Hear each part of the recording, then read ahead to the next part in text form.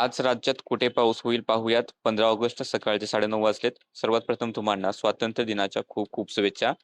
तर सध्या सिस्टीम पाहिल्या तर जे काही डिप्रेशन होतं त्याची तीव्रता ओसरून झारखंड आणि ते शेजारच्या छत्तीसगडच्या आसपासच्या भागामध्ये कमी दाबाच्या क्षेत्राच्या रूपामध्ये ती सिस्टीम आहे.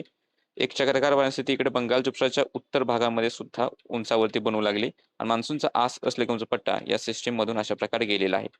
राज्यात विदर्भात या सिस्टीमचा खास करून प्रभाव पाहायला मिळतोय.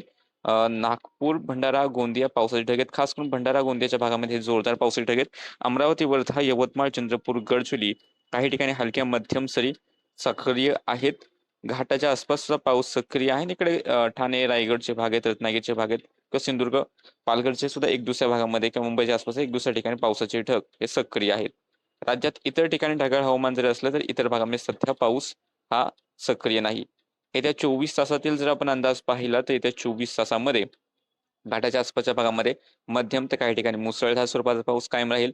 कोकण किनारपट्टीला मध्यम ते काही ठिकाणी जोरदार स्वरूपाच्या पावसाच्या सरी कायम राहतील किंवा एखाद्या ठिकाणी मुसळधार सुद्धा होऊ शकतो.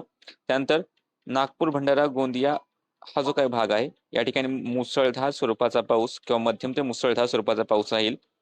वर्धा, चंद्रपूर, गडचिरोलीचे उत्तरेखील भाग असेल या ठिकाणी सुद्धा मध्यम ते काही ठिकाणी जोरदार. बीड, धाराशिव त्याला लागून असलेला सोलापूरचा थोडाफार भाग असू शकतो. जालना, छत्रपती संभाजीनगर, बुलढाण्याचे दक्षिण भाग, परभणी, हिंगोली, वाशिमचे काही भाग आहेत, लातूरचे काही भाग आहेत. या ठिकाणी 30 ते 40% शक्यता आहे की दुपारनंतर थोडासा गडगाड किंवा बिना गर्जनेच्या वळीव स्वरूपाच्या सरी बरसतील.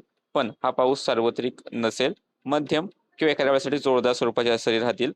त्यानंतर हा भाग आहे जळगाव, बुलढाणा, अकोला, अमरावती, यवतमाळ, चंद्रपूर, गडचिरोली राहिलेला भाग, लातूर, धाराशिव, सोलापूरचे राहिलेला भाग, छत्रपती संभाजीनगरचे काय राहिलेले भाग या ठिकाणी पावसाची शक्यता आहे, पण हा पाऊस सार्वत्रिक नाही या भागामध्ये सुद्धा. आणि काही ठिकाणी हलक्या ते मध्यम स्वरूपाच्या सरी या पाहायला मिळू शकतात. त्याचीही शक्यता कमी क्षेत्रावरती आहे. मध्य महाराष्ट्राच्या पश्चिमेकडील भागामध्ये घाटाच्या जवळच्या भागात हलक्या मध्यम किंवा मध्यम मान्सून सरी कायम राहतील आणि हा पूर्वेकडचा भाग आहे, क्वचित एका दुसरी हलकीशी सरी येईल ज्या शक्यता नाही. या अपडेटमध्ये इतकंच. असेच व्हिडिओ पाहण्यासाठी चॅनल सबस्क्राईब करा, फेसबुक पेज फॉलो करा.